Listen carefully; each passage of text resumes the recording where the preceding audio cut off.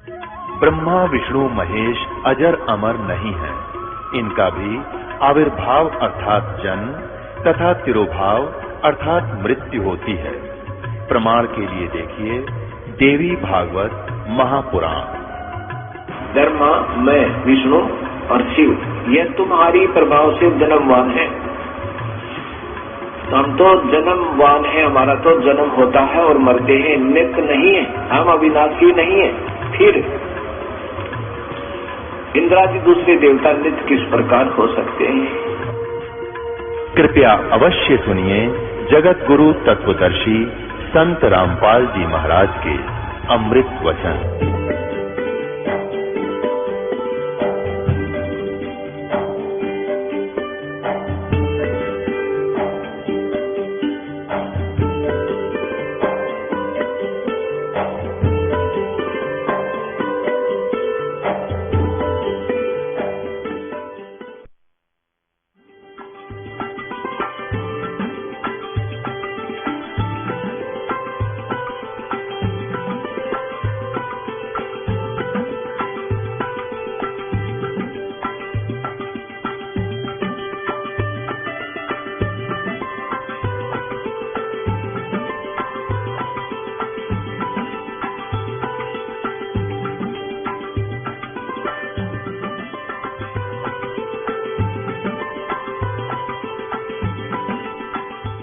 अष्टानंद ऋषि स्नान करके अपनी साधना जो उनके गुरु महर्षि रामानंद जी ने बता रखी थी, उसका अभ्यास करने की चेष्टा कर रहा था, अभ्यास करने के लिए बैठा था। इतने में क्या देखा कि आकाश से एक बहुत तेज प्रकाश पुंज आया। प्रकाश का पुंज यानी समूह, गोला, और वो बहुत निकट, जब आसमान से बहुत निकट आ गया तो देखा अष्टानंद ने, उसकी आंखें चुंधी आ गई, वो उसको सहन नहीं कर सका उसके तेज को। जो ही आंखें बंद की तो उसके अंदर से एक छोटा सा शिशु, नवजात शिशु की आकृति दिखाई दी। दोबारा आंखें खोली तो वो प्रकाश कमल के उस लहर तारा तालाब में कमल के फूल पर सिमट गया था।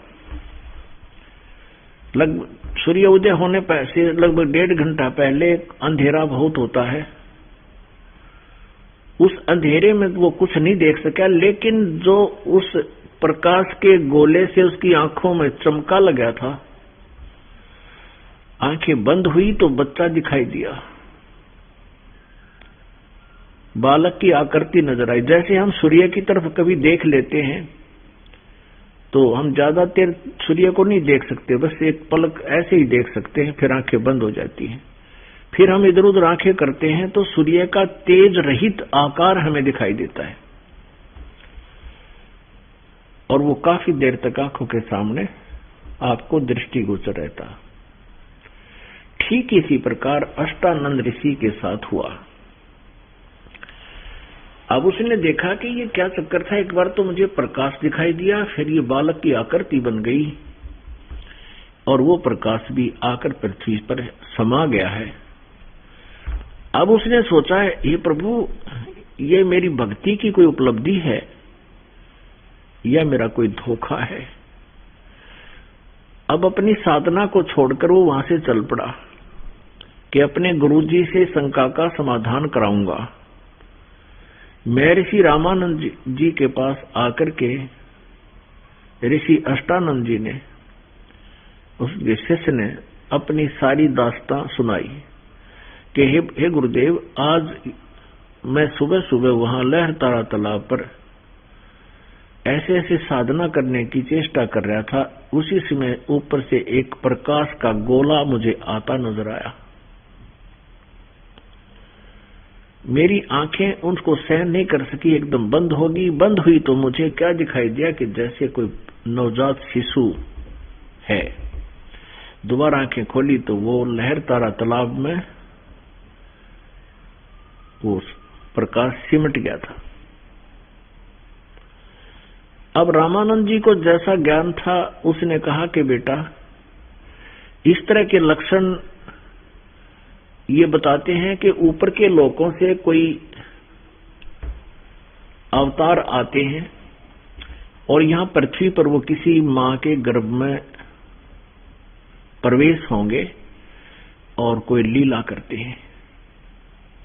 अब रामानंद जी को इतना ही ज्ञान था, वो यही मानते थे कि माँ के बिना जन्म किसी का नहीं होता, क्योंकि श्री कृष्ण माँ से जन्म हुआ, श्री कृष्ण जी का माँ से जन्म हुआ, श्री रामचंद्र जी भी माँ के गर्भ से उत्पन्न हुए, जिनको वो अपने इष्ट मानते थे।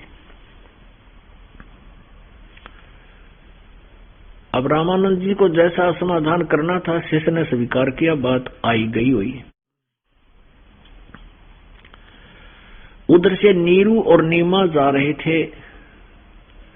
नीमा फूट फूट कर रोने लगी और अपने भगवान शिव जी से अरदास कर रही है।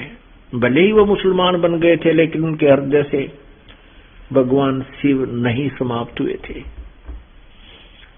भगवान शिव को याद करके कहती हैं, हे भगवान, आपके दरबार में, आपके घर में क्या बच्चों की कमी है?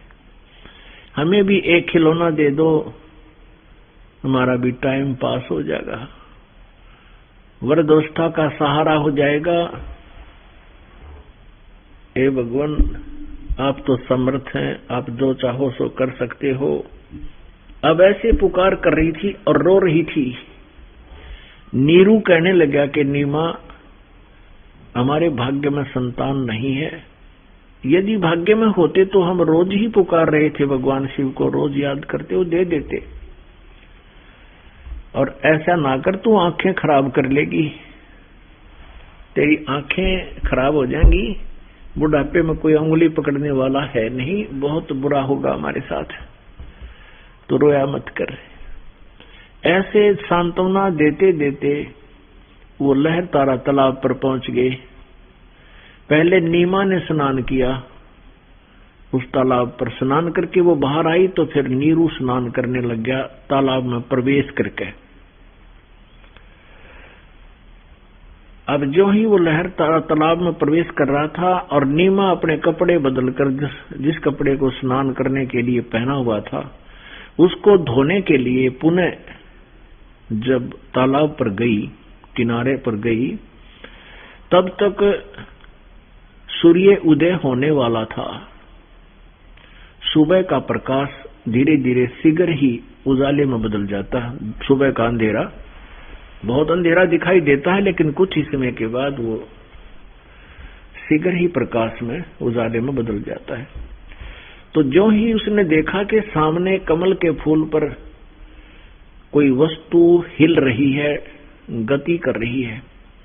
परमात्मा, पूर्ण परमात्मा कबीर जी ने शिशु रूप धारण किया हुआ था बालक का, और एक पैर को अपने मुंह के अंगूठे को मुख में लिए हुए थे और एक को ऐसे एक पैर को हिला रहे थे कमल के फूल पर। अब नीमा ने देखा कि कोई सर्प ना हो जो मेरे पति को न डस ले। इस दृष्टिकोण से देखा ध्यान से, तो देखा कि बालक है, उस कमल के फूल के ऊपर बालक है। नीमा ने कहा, देखना जी, देखियो जी, वो सामने बच्चा है, कमल के फूल पर बच्चा है, डूब ना जाओ, इसको उठाइयो उठाइयो। अब नीरू नहा रहा था। नीरू ने सोचा, है भगवान, या तो मेंटल होगी बालका के मुंह में। इसने अब पानी में भी बालक दिखने लग गए। कहने लगा कि नीमा, बहुत बार समझा ली, मेरी बात मान जा। परमात्मा की रजा होती तो हमें बालक मिल ही जाता। अब तुझे जल में भी बालक दिखाई देने लगे, तू पागल हो जाएगी। ने बोली, जी नहीं, देखना जरा, देखना जरा, देखो वो सामने बालक डूबेगा डूबेगा। अब उसकी ऐसे कसक भरे आवाज को सुनकर वो विवश हो गया देखने के लिए, उधर जिधर वो संकेत कर रही थी। जो ही उसने ऐसा देखा, सचमुच कमल के फूल पर एक बालक नवजात शिशु विराजमान है। आओ देखा ना ताओ देखा, नो का नो कमल का फूल समेत तोड़ लिया, उठा लिया। और सचमुच ये तो बालक यहाँ और इतने गहरे जल में कैसे आ गया। अपनी पत्नी को थमा दिया उसकी पत्नी बाहर जाकर उस बालक को प्यार करे, कभी उसका मुंह चूमे, सीने का लगावे और सौ शुक्र मना रही है अपने शंकर भगवान की। हे भगवान, आज ही हृदय से याद किया था, आज ही आपने मेरे को एक लाल दे दिया। आप समर्थ हो। अपने आत्माओं इन भगवाना के 9 नंबर बने हैं। परमात्मा कहते हैं जगत का पेख ना पेखा, धनी का नाम ना लेखा। अब उस मालिक की तो उसका आसपास भी बात नहीं, कोई भगवान तेरी गोदी में है। लेकिन परमात्मा का प्रभाव छुपा नहीं रहता। ज्यों ही उस माई ने वो बच्चा कमल के फूल से अपने पति के हाथों से गोद में लिया, उसको इतनी शांति होगी जैसे जलते हुए पर ठंडा पानी डाल दिया कने शरीर पे। इतनी शांति होगी और इतनी खुशी मन में होगी, कोई ठिकाना नहीं उसके आनंद का। पुण्यात्माओं, जिस परमात्मा के लिए हम तड़प रहे हैं, जो भगवान हमें इतना सुख दे रहा है, जिसको हम देख भी नहीं पा रहे हैं, और वो परमात्मा हमें इतना सुख दे रहा है, उसकी हमें चाह है, उसके नाम लेने से भी आत्मा गदगद हो जाती है, आंखें भर आती है हमारी। और वो परमात्मा किसी बालक रूप में किसी पुण्यात्मा के सीने से लग रहा हो, वो भगवान। अब जो सुख महसूस उस माई को हो रहा होगा, उसका कोई पैमाना नहीं, उसका कोई हम वर्णन नहीं कर सकते। वो कितनी पुण्यकर्मी थी जिसकी गोदी में भगवान थे। अब वो इतनी खुशी हो रही है, सौ शुक्र मना रही है, वो खो गई उस बालक के प्यार में। उधर से नीरू ने देखा कि ये तो बालक के मोह में बहुत पागल होगी। उसने विचार लगाया कि हम पहले तो हिंदू थे, मुसलमान बना दिए, हमारा कोई साथी हिंदू रहा नहीं, मुसलमानों से विशेष संपर्क नहीं, और इस बालक को हम लेकर जाएंगे, लोग पूछेंगे, काशी के व्यक्ति पूछेंगे तुम कहां से लाए हो, किसी का बालक चुरा लाए हो, बताओ इनकी माँ बाप कौन है, ये माँ बाप का पता नहीं। हम कहेंगे लहर तारा तालाब में कमल के फूल पर था, तो लोग कहेंगे कमल के फूल पर बालक विराजमान हो ही नहीं सकता, नवजात शिशु है, इसको इतने गहरे जल में कौन छोड़ के आया, तुम झूठ बोल रहे हो। कहीं ऐसा ना हो ये बालक भी छीन लिया जाए और हमें भी नगरी से बाहर बेघर कर दिया जाए। इतना विचार करके उसने अपनी पत्नी से अपने मन की बात कही कि आप इस बच्चे को यहीं छोड़ दो, इसी में हमारी खैर है, हमारे साथ ऐसा ऐसा हो सकता है, हमें बेघर भी कर देंगे, नगरी भी छुड़वा देंगे, देश निकाला भी दे देंगे, और ये बच्चा भी छीन लिया जाएगा। नीमा तो नई मुसीबत परचेज ना करे। परवाह नहीं मानी, मैंने बोली ना जाने इस बालक ने मेरे ऊपर के जादू कर दिया, मैं रह नहीं सकती, मैं मर सकती हूँ इसके बिना। और कदे सीने का लगावा, कदे उसका प्यार करे बालक की तरह। अब नीरू ने सोचा या तो कति मेंटल होगी, पागल होली इस बच्चे के चक्कर में, आगा भविष्य कुछ देख नहीं रही, कल ना बेघर हो जावांगे, 2 रोटी टाइम पर उठ खा रहे हैं ये भी नहीं मिलेंगी, और बालक भी छीना जाएगा। तो उसने कहा अपनी पत्नी से, तू मान जा मेरी बात, रख दे इसको यहीं पर। रख, नहीं मैं नहीं रख सकती। तो अपनी पत्नी पर उसने अपने जीवन में पहली बार अपनी पत्नी को थप्पड़ मारने की चेष्टा की और कहा कि तू बहुत ज्यादा ही अनाड़ी हो गई है, मैंने आज तक तेरे को कुछ भी नहीं कहा, तेरी हर बात को मैंने स्वीकार किया, इसलिए तेरी बात को मानता रहा कि इसके बालक नहीं है, कहीं इसकी आत्मा दुख ना हो जा, लेकिन तू तो सिर पर चढ़ गई, बिल्कुल नहीं मानती मेरी एक भी बात, रख दे इस बालक को, ना तेरे 2 मारूंगा थप्पड़े। वह बोली जी कुछ भी करो, ये बच्चा नहीं मैं छोड़ सकती। जब उसने हाथ बिल्कुल कर लिया तैयार मारन खातिर रोते हुए ने, लेकिन उसी समय परमात्मा नवजात शिशु रूप में कबीर परमेश्वर ने कहा कि नीरू मैं तुम्हारे लिए आया हूं, तुम्हें कोई आपत्ति नहीं आएगी, मुझे ले चलो घर पे। अब वो डर गया कि भाई वो कोई फरिश्ता ना हो, इसमें कदे कोई जंद ना बोलता हो, हमारी बुद्धि यहीं तक काम करे है, कोई प्रेत ना हो इसमें। वो डर गया, कत्ती घिगी बंदगी इसकी, चुपचाप आगा बोलिया अपनी पत्नी करवा, बच्चे को सीने से लगाए और सौ शुक्र मनाती हुई आ रही है। अब जो ही नगर के लोगों को पता चला कि नीमा के घर एक बालक आया है और वो बता रही है सच्चाई कि हमें ऐसे लहरतारा तालाब में कमल के फूल पर प्राप्त हुआ है।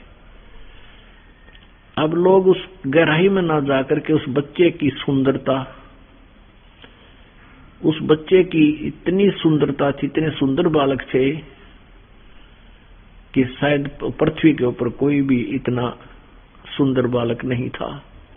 उनके चेहरे का नूर अजीबो गरीब था। सभी नगर निवासी जैसे पहले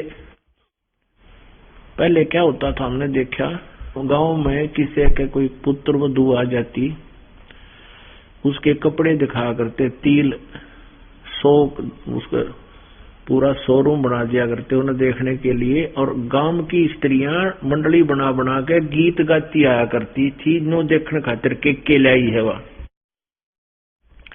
तो ऐसे गीत गाती हुई औरतें पूरे काशी की मंडरा के, और लोग भी व्यक्ति भी परमात्मा ने देखना हुए, इतना सुंदर बालक कदे देखा ना सुना।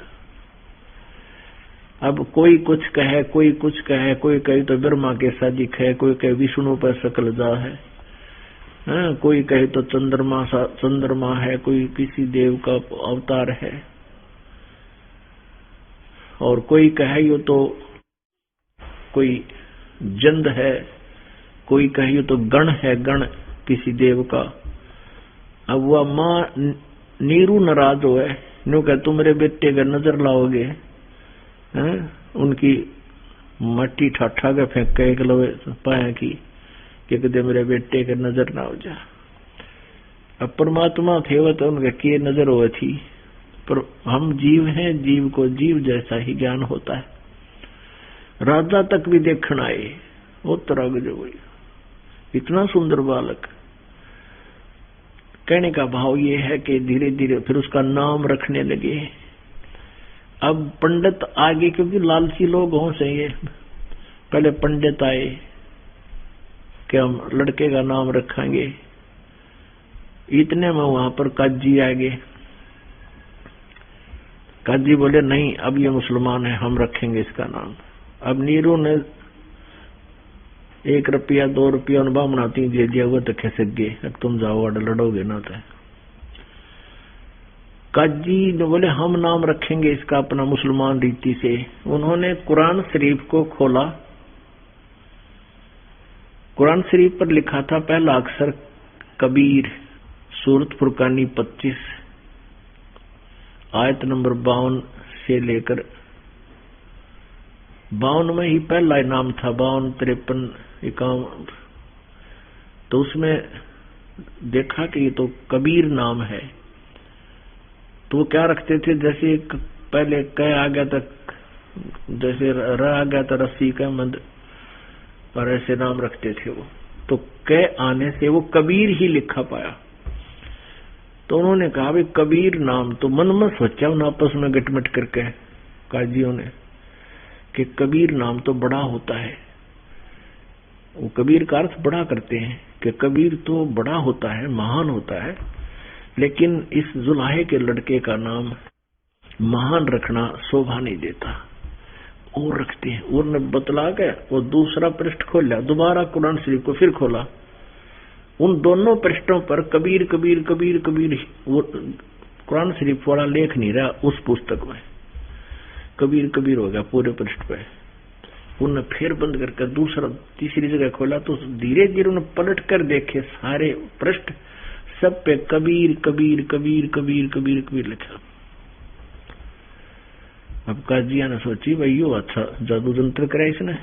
तब परमात्मा बोले कि काजियो मेरा नाम कबीर ही रखना पड़ेगा, क्योंकि वो परमात्मा एक नाम विशेष लेकर ही एक युग में अवतरित हुआ करते हैं। सतयुग में सत्सुकृत नाम था उस परम पिता का, ऐसे ही शिशु रूप धारण करके, बालक रूप धारण करके प्रकट हुए थे। और इसी प्रकार त्रेता युग में भी वो परमात्मा ऐसे शिशु रूप धारण करके प्रकट हुए थे। मुनिंदर नाम प्रसिद्ध हुआ प्रभु का। सतयुग में सत्सुकृत नाम था, त्रेता में मुनिंदर, द्वापर में करुणा में नाम प्रसिद्ध हुआ प्रभु का इसी लीला से।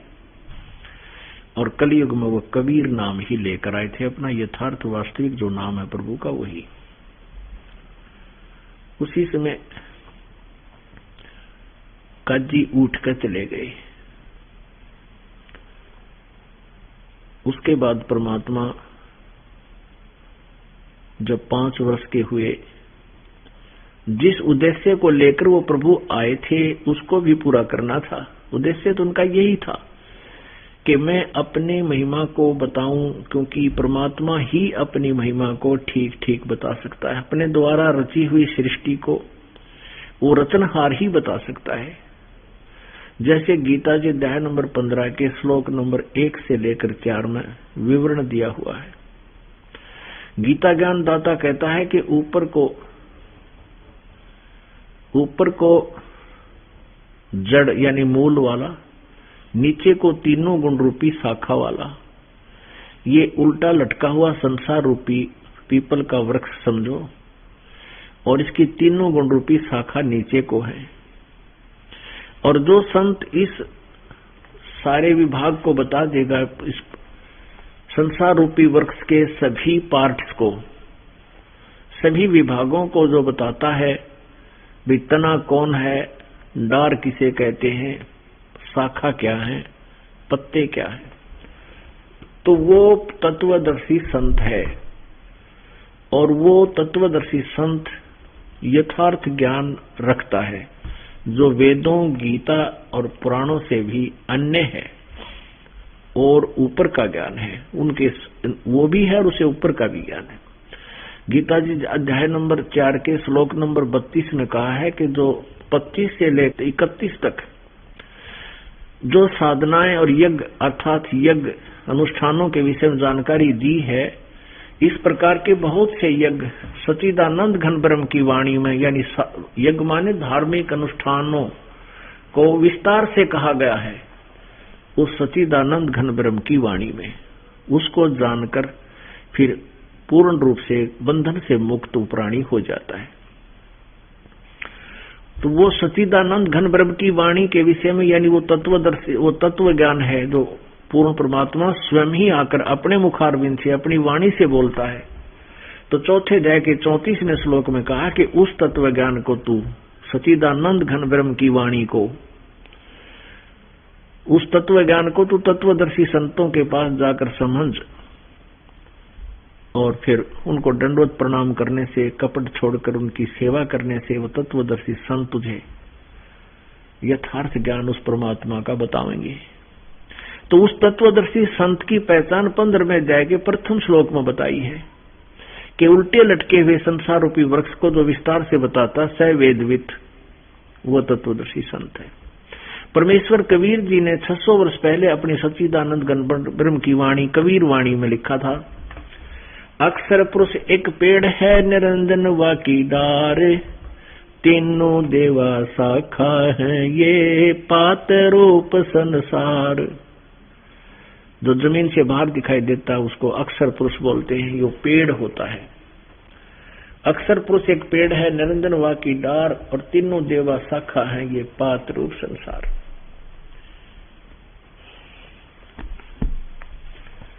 अब देखिएगा पुण्यात्माओं, थोड़े से सदग्रंथों को भी हम साथ साथ देखें, तब आगे चलेंगे। और ये गीता प्रेस गोरखपुर से प्रकाशित है।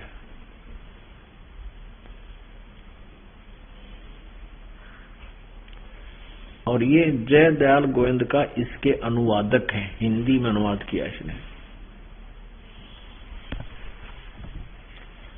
अध्याय नंबर 15 का ये देखिएगा,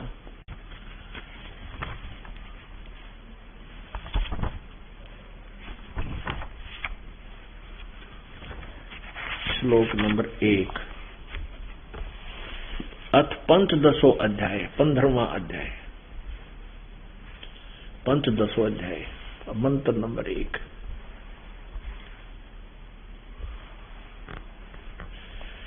ऊर्ध्व मूलम, ऊर्ध्व माने ऊपर को, ऊर्ध्व मूलम अध शाखम अश्वत्थम प्राहु अव्यम छंदासी यस्य पर्णानि स ये तम वेद स वेदवित।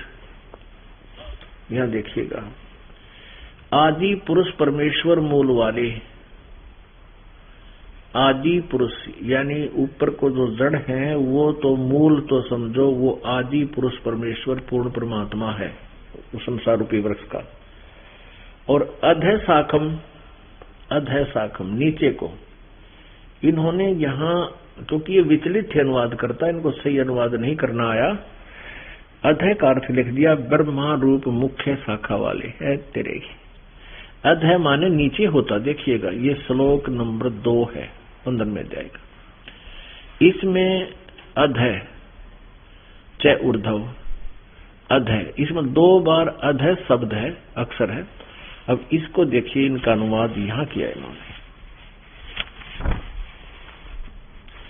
अध माने नीचे, स्पष्ट है, इन्हीं का किया। अध माने नीचे, अध माने नीचे, ठीक है। तो यहां भी हम नीचे ही कहें तो बहुत अच्छा सेट हो जाएगा। 15वें अध्याय का फिर प्रथम देख रहे हैं। ऊर्ध्व मूलम, इसमें लिखना था ऊपर को जड़ वाला। ऊर्ध्व माने ऊपर को, आदि पुरुष परमेश्वर रूपी मूल वाले, जड़ वाले। अध शाखम नीचे को शाखा वाले, अध शाखम नीचे को शाखा वाले। अध माने नीचे लिखना था। संसार रूपी पीपल के वृक्ष को अविनाशी कहते हैं, वेद जिसके पत्ते कहे गए हैं। अरे देखना, कहे गए हैं। तम उस संसार रूपी वृक्ष को, यह माने जो पुरुष, वेद माने मूल सहित तत्व से जानता है।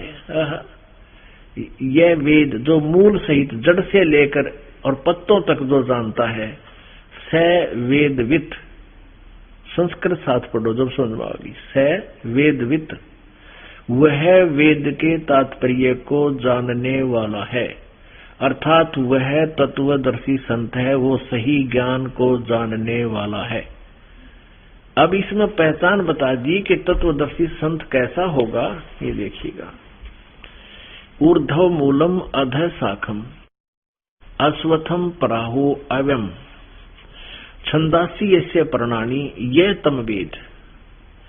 ऊपर को जड़ वाला, नीचे को शाखा वाला, ये संसार रूपी पीपल का अविनाशी वृक्ष कहा गया है। और इसके छंद यानी विभाग, पत्ते आदि सब विभाग हैं।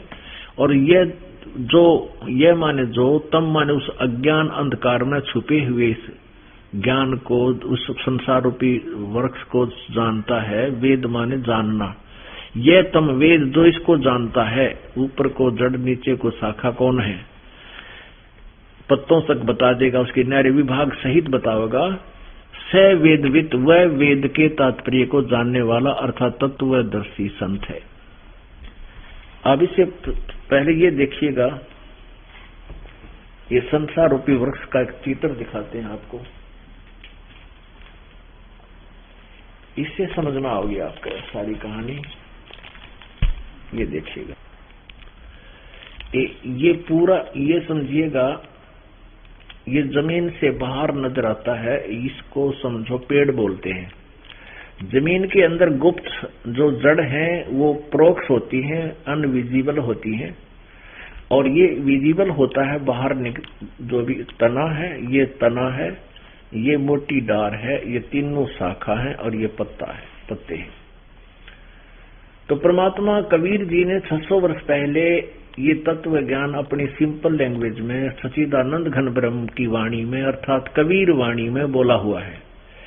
अक्षर पुरुष, ये तना तो है अक्षर पुरुष, और इसमें से मोटी डार निकली है, ये है सर पुरुष, सरब्रह्म कहो, अक्षर सरपुरुष कहो, ज्योत स्वरूपी काल कहो, ब्रह्म कहो। और इसके फिर आगे 3 शाखाएं हैं। इस काल के 3 पुत्र हैं, रजगुण ब्रह्मा जी, सतगुण विष्णु जी, तमगुण शिव जी। और हम यहाँ पात रूप संसार है। अक्षर पुरुष एक पेड़ है, निरंजन वा की डारे। ये सर पुरुष को, सर ब्रह्म को, ज्योति निरंजन को, काल को कहा है निरंजन वा की डार। और तीनों देवा शाखा है, ये पात रूप संसार। और ये जो गुप्त रह गया ये कौन है?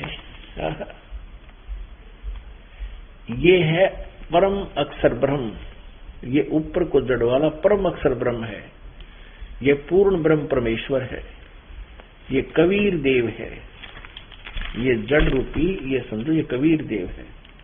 ये जो है ये परमात्मा जड़ जो है, सब जहां से सबको आहार मिलता है, जो सबका पालन पोषण करता है, सबका कर्मानुसार जिसका संस्कार देता है, वो पूर्ण परमात्मा ये कबीर देव है, पूर्ण ब्रह्म है, परम अक्षर ब्रह्म भी से कहते हैं।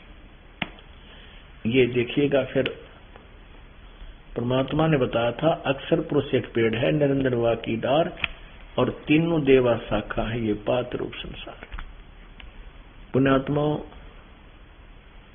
आज तक हमें जो भी ज्ञान प्राप्त था वो बिल्कुल व्यर्थ था, जब तक आप जी ने ये ज्ञान दास से नहीं सुना। इससे पहले कोई भी किसी भी पंथ में है, चाहे को किसी मजहब से संबंधित है, उसको परमात्मा का यथार्थ ज्ञान नहीं है।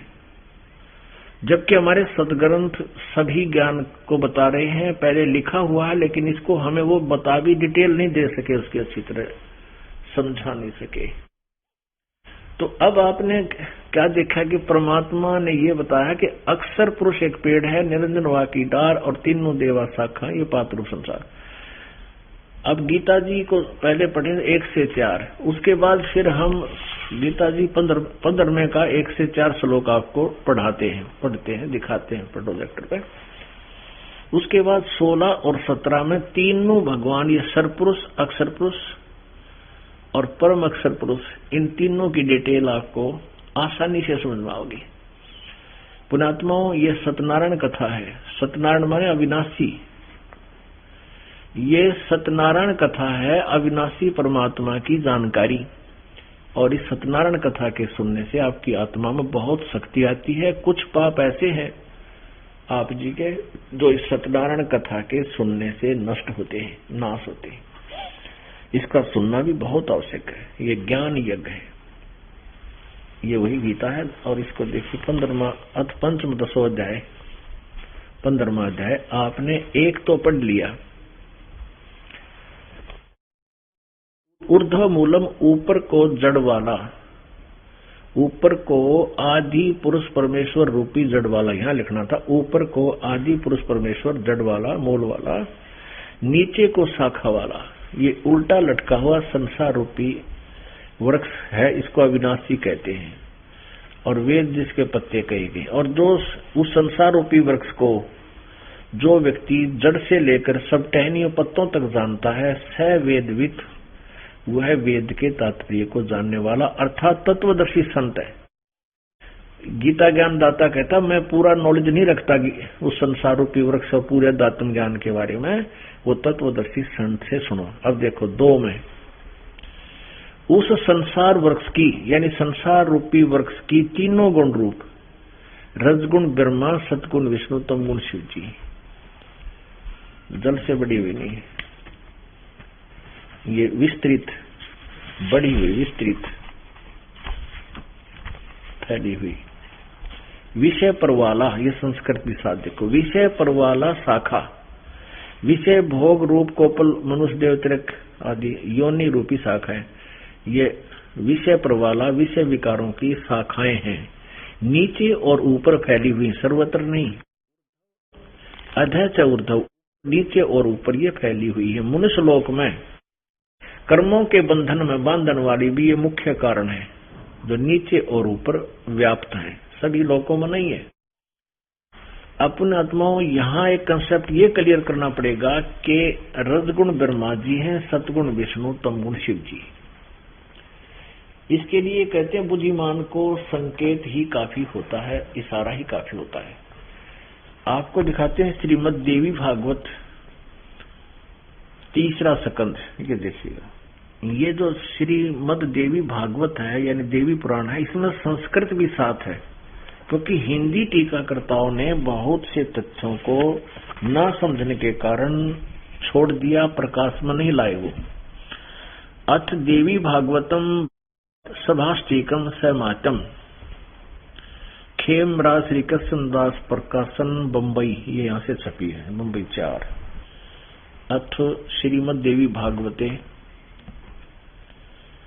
भाषा टीका युक्ते तृतीय स्कंध प्रारंभते। और अब देखो यहाँ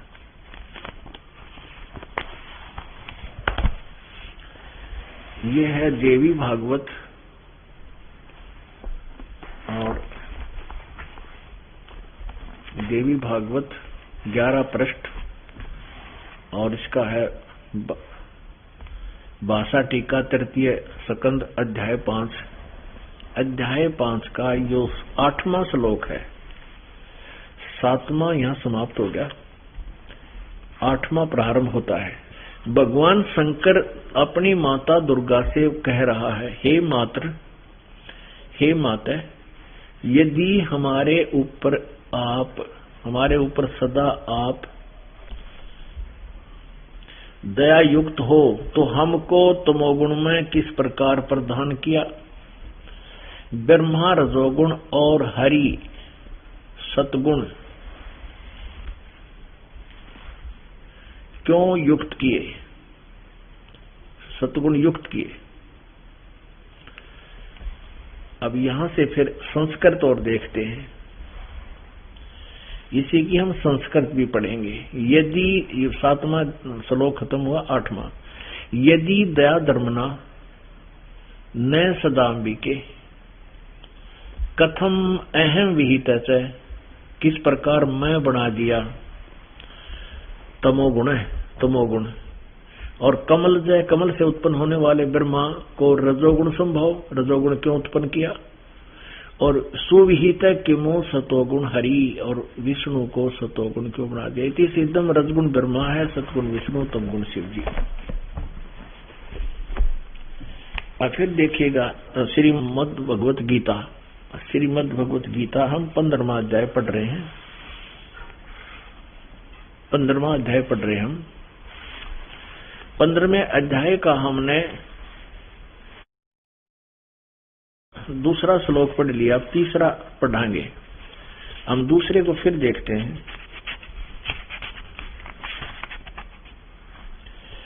ये अध्याय नंबर 15 का श्लोक नंबर 2। उस संसार वृक्ष की तीनों गुण रूप रजगुण ब्रह्मा, सतगुण विष्णु, तमगुण शिव जी, रूप ये शाखाएं, विषय पर वाला शाखा, विषय विकारों की शाखाएं नीचे और ऊपर फैली हुई हैं।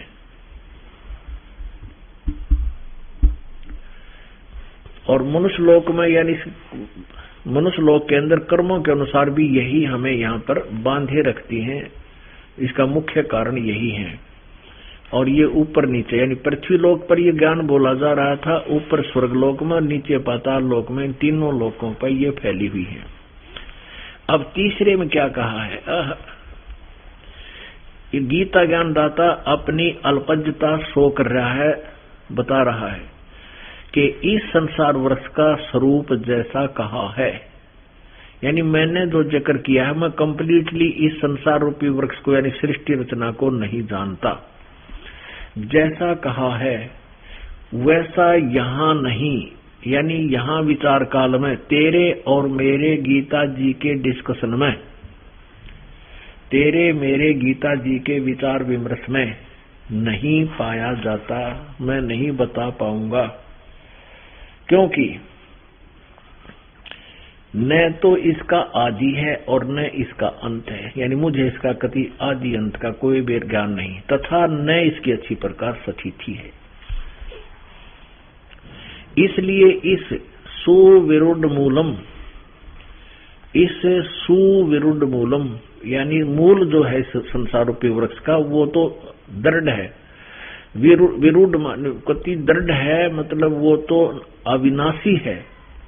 अति दृढ़ मूल वाले, इस अति दृढ़ मूल वाले संसार रूपी पीपल के वृक्ष को दृढ़, यहां लिखा दृढ़ेन असंग शस्त्रेण छित्वा, इसका अर्थ लिखते हैं ये यहां लिख दृढ़ वैराग्य रूपी शस्त्र द्वारा काटकर नहीं, यहां लिखना था कि उस सुदृढ़ दृढ़ यानी अटल विधान वाले तत्व ज्ञान रूपी शस्त्र द्वारा काट के उस तत्व ज्ञान रूपी सच्चिदानंद घन ब्रह्म की वाणी को बताने वाले संत से मिलकर उससे तत्व ज्ञान रूपी शस्त्र लेकर शस्त्र द्वारा काटकर अर्थात अज्ञान रूपी उर्जीवी गुत्थी को समझकर उसके पश्चात चौथे में कमाल कर दिया, उसके पश्चात उस परम पद रूप परमेश्वर को भली भांति खोजना चाहिए जिसमें गए हुए पुरुष यानी साधक फिर लौटकर संसार में नहीं आते और जिस परमेश्वर से, जिस परमात्मा ने इस सारे ब्रह्मांडों की रचना की है, जिस परमात्मा से पुरातन संसार रूपी वृक्ष की प्रवृत्ति विस्तार को प्राप्त हुई है, अर्थात जिस भगवान ने सारे ब्रह्मांडों की पूरे विश्व की रचना की है, उसी आदि पुरुष नारायण के मैं शरण हूँ,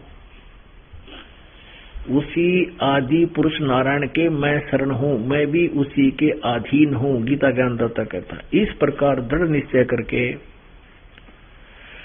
उस परमेश्वर का मनन और निधि ध्यान करना चाहिए, परपदे माने उस भगवान की पूजा करनी चाहिए, सीधी सी बात है। अब पुण्यात्माओं,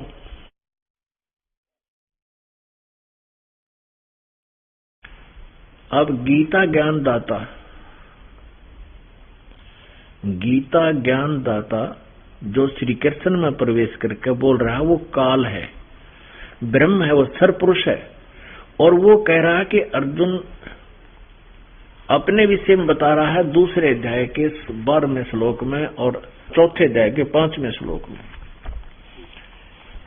दूसरे अध्याय के 12वें श्लोक में वो कहता है, ये देखिएगा, पहले चौथा अध्याय दिखाते हैं आपको। ये चौथे अध्याय का 5वां श्लोक है, ये 5वां श्लोक है। ये परंतम अर्जुन, मेरे और तेरे बहुत से जन्म हो चुके हैं, उन सबको तू नहीं जानता किंतु मैं जानता हूं। यहां देखिए श्लोक नंबर 9 में, अध्याय नंबर 4 का श्लोक नंबर 9। अर्जुन, मेरे जन्म और कर्म दिव्य हैं। इसे सिद्ध का जन्म तो है, जन्म होता है गीता ज्ञानदाता का। अध्याय नंबर 10 का श्लोक नंबर 2 ये स्पष्ट करता है। गीता ज्ञानदाता कहता है कि मेरी उत्पत्ति को, मेरे जन्म को, अर्थात लीला से प्रकट होने को न तो देवता लोग जानते हैं और न महर्षि जन ही, क्योंकि मैं सब प्रकार से देवताओं और महर्षियों का आदि कारण हूं। अब पुण्यात्मा इससे स्पष्ट हो गया, पुण्यात्मा ये स्पष्ट हो गया कि गीता ज्ञानदाता का जन्म मृत्यु होता है, लेकिन न तो ब्रह्मा जानता, न विष्णु, न शिव जी, ये देवता और ऋषि नहीं जानते, क्योंकि ये इसी से जन्म हुआ इनका। अब पिताजी की उत्पत्ति को संतान नहीं बता सकती। हाँ, पिताजी की उत्पत्ति पिताजी का पिताजी बता सकता, उसके डेट ऑफ बर्थ भी बता देगा, यानी दादाजी बता सकता है। तो इसलिए ये कह रहा है मेरा जन्म तो होता है, लेकिन मेरे जन्म को न ये देवता जानते हैं, न ये महर्षि सिद्ध कोई नहीं जानता, क्योंकि ये मेरे से ही उत्पन्न है। इनको प्रकट करता मैं ही हूं, जन्मदाता मैं ही हूं।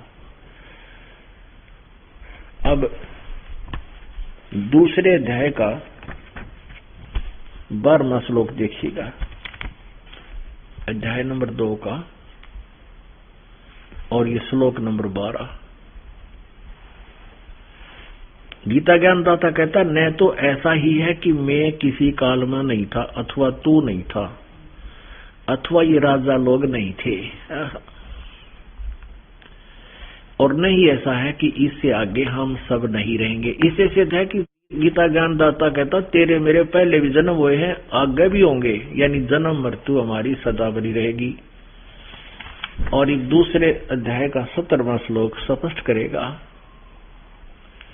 इस पवित्र सदग्रंथ गीता जी का दूसरे अध्याय का अब श्लोक नंबर 17।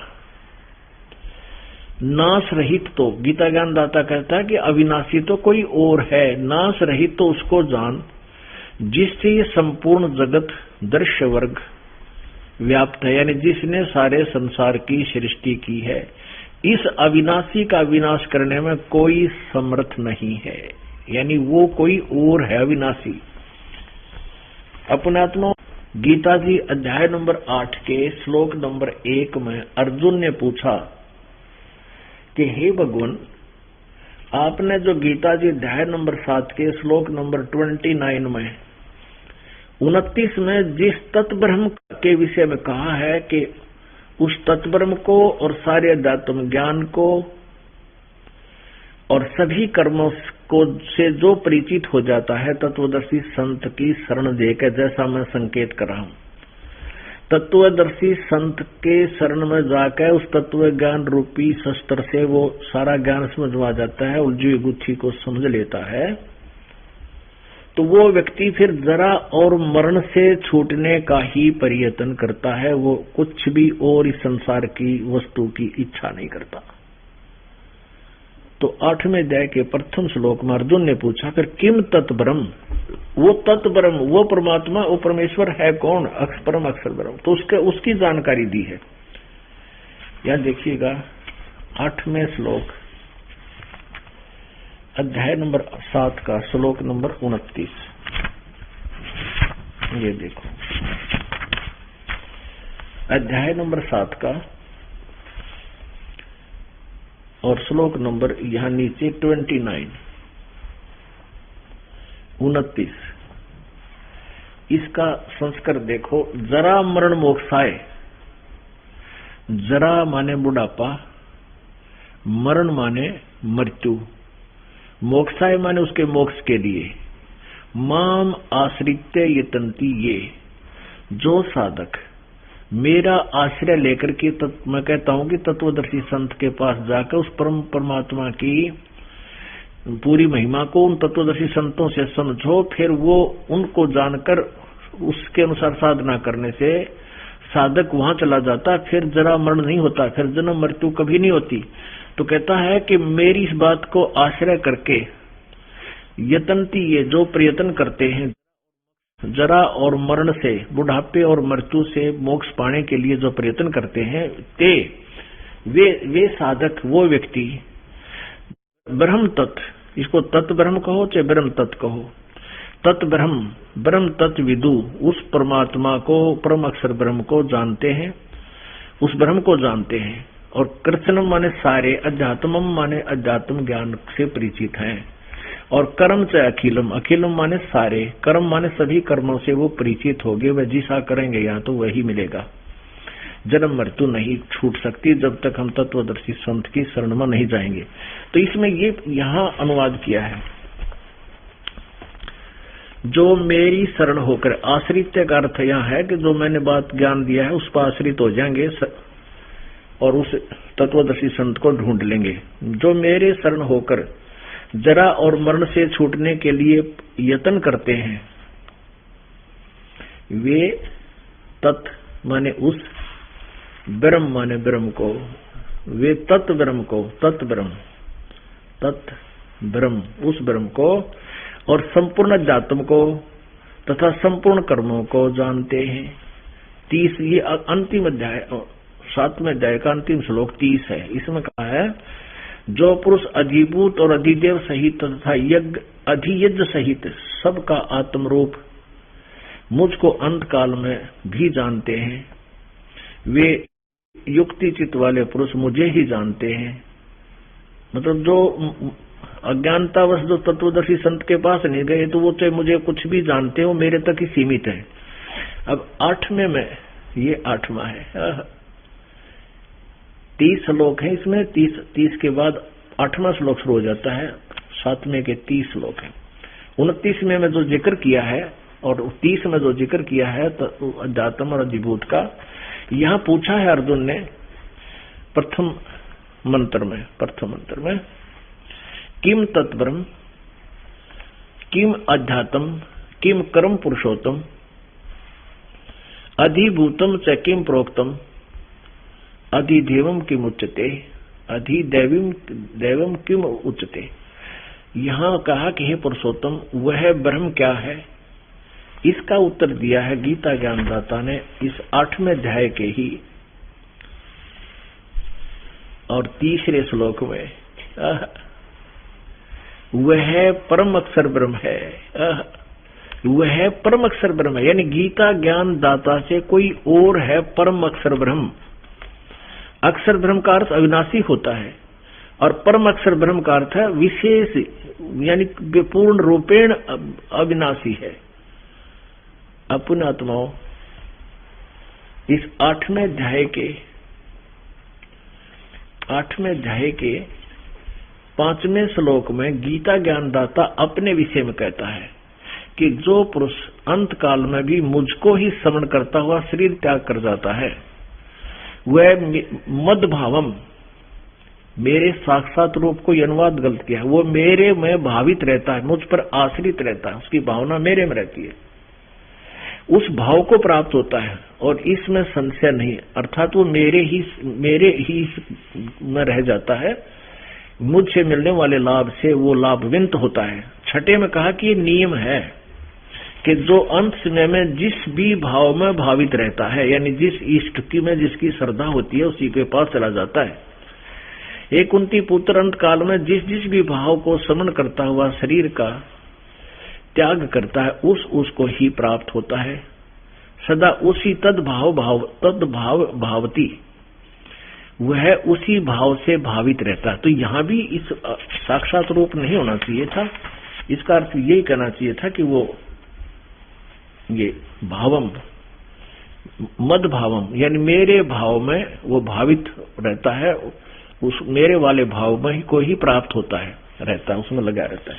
तो यहाँ फिर 7वें में फिर कहा, 6 तो आपने पढ़ दिया कि जो जिस अंत में जिसके में श्रद्धा रखता है उसी को उसी भाव में भावित रहता। तो यहाँ 7वें में फिर कहा है कि अर्जुन सब प्रकार से सब समय में मेरा स्मरण कर और युद्ध भी कर, इस प्रकार मुझ में स्मरण किए हुए अर्पण किए हुए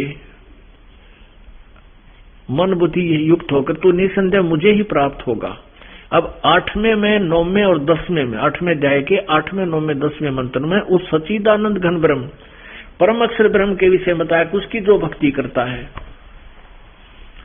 हे पार्थ यह नियम है कि परमेश्वर के, हे पार्थ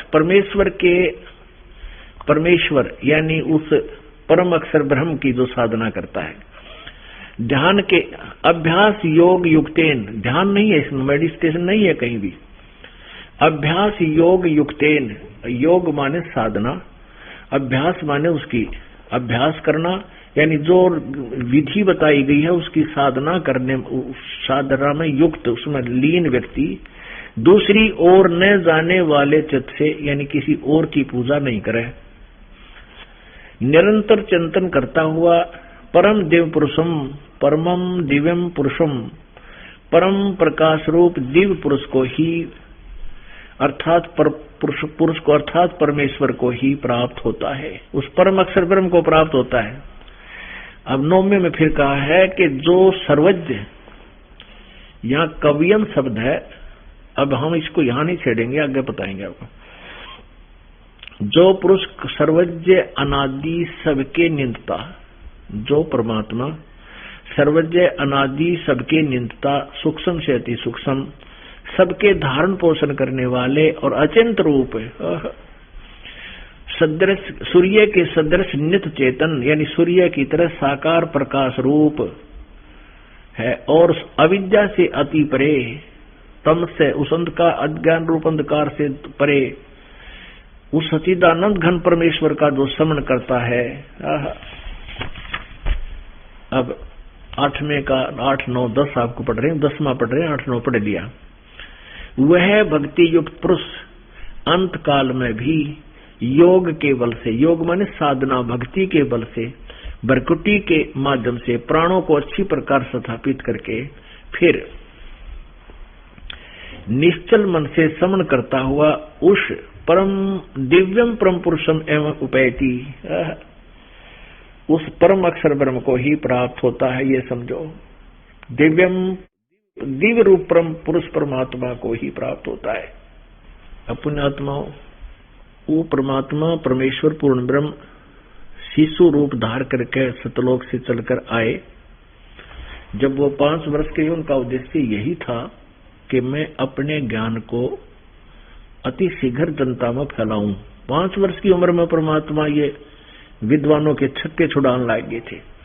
अब यहाँ आपने देख लिया अपनी आंखों से, हमारे सदग्रंथ भी गीता ज्ञान दाता खुद कह रहा है कोई और परमेश्वर है, परम अक्षर ब्रह्म है, और उसकी साधना करने वाले फिर लौटकर संसार में कभी नहीं आते।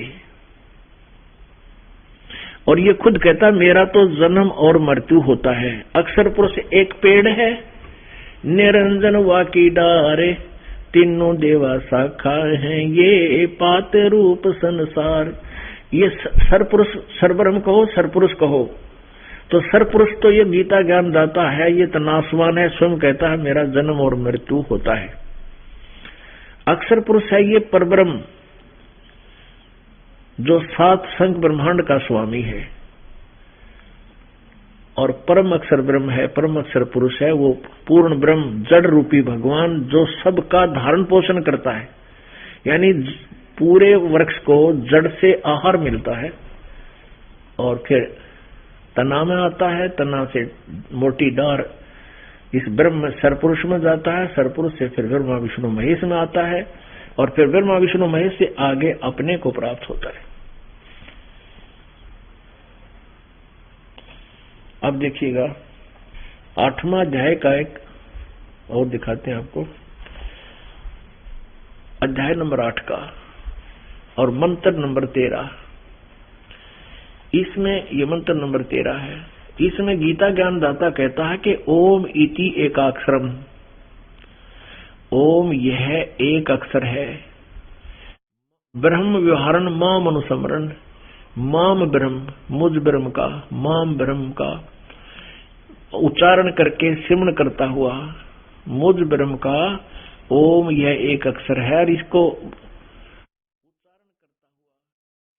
उच्चारण करके सिमरण करता हुआ ये प्रयाति तजन्देहम, जो शरीर छोड़ते तक प्रयत्न करता है, सिमरण करता है, स याति परमाम गतिम, यानी मेरे एक ओम मंत्र है, ओनली एक ओम अक्षर है, इसका जो साधना करता है वो मुझे प्राप्त होता है। लेकिन अपनी जन्म और मृत्यु वो स्पष्ट बता रहा है कि मेरी भी जन्म मृत्यु तेरी भी।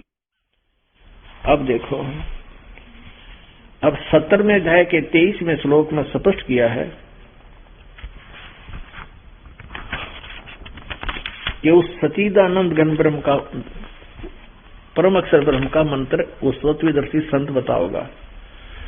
अध्याय नंबर 17 का अब श्लोक नंबर 23, इसमें लिखा कि ओम तत्सत इति निर्देश है, ब्रह्मण है, त्रिवेद है, समर्थ है, ब्राह्मणा तेन वेदात यगात विहिता पुरा।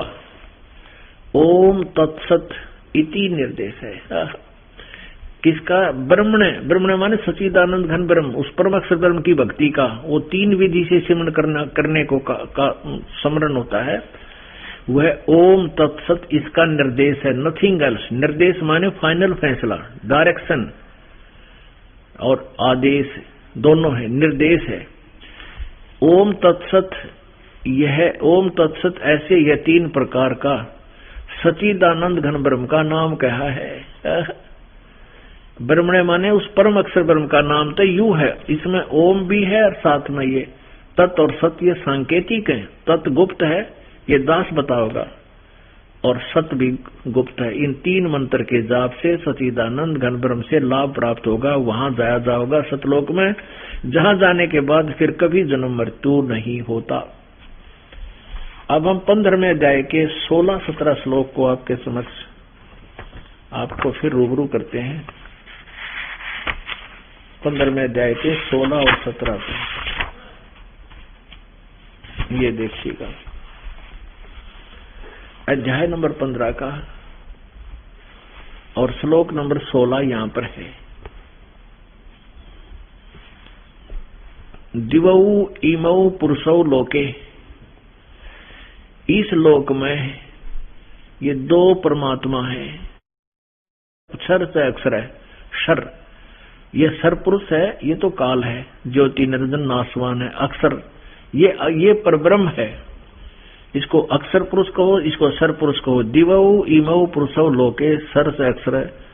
एवं इसी प्रकार इन दोनों के लोकों में सर नाशवान सब भूतों सब प्राणियों के शरीर हैं, और आत्मा कुटस्थ माने आत्मा सबकी अविनाशी होती है। यहाँ देखिएगा, अनुवाद इन्हीं के द्वारा किया हुआ।